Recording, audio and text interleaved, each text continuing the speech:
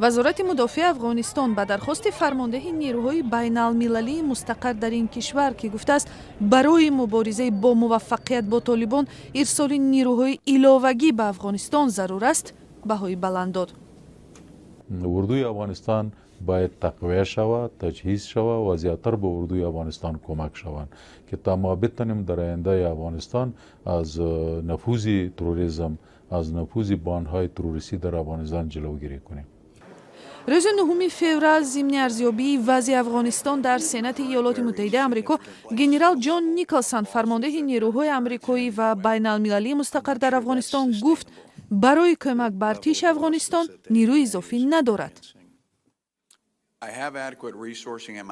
من برای اجرای عملیات ضد تروریستی ذخیره کافی دارم، ولی برای مشورت و تمرین قابل ملاحظه نیروهای امنیتی افغانستان کمبود چند هزار افسر احساس می شود.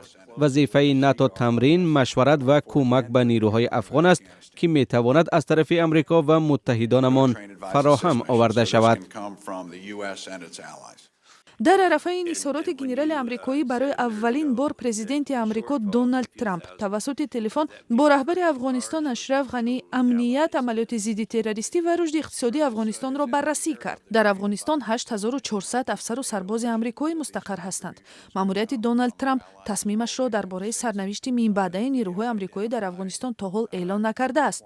аммо ба қавли баъзе шориҳон президенти амрико ба низомиён ишора кардааст ки дар ҳоли зарурат ба арзёбии ирсоли нирӯҳои иловагӣ ба Афғонистон ҳозир аст. генерал Николсон даъват кард ки равобити Иёлоти Муттаҳидаи Амрико бо Покистон ба таври ҷиддӣ баррасӣ шавад. амрико аз он нигарон аст ки гурӯҳи ҷангҷӯӣ ба номи шабакаи ҳаққонӣ дар манотиқи марзии Покистон паноҳгоҳ ёфтааст. дар Кобул бисёриҳо аз пешниҳоди генерали амрикоӣ хушҳоланд.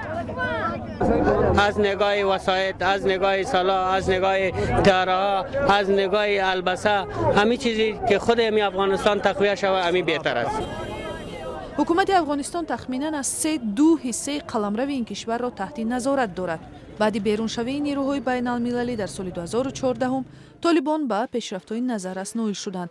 ба илова ҳукумати Афғонистон бо дигар ҷунбишҳои ифротӣ ва аз ҷумла гурӯҳи ба ном Давлати Исломӣ даст ба гиребон аст.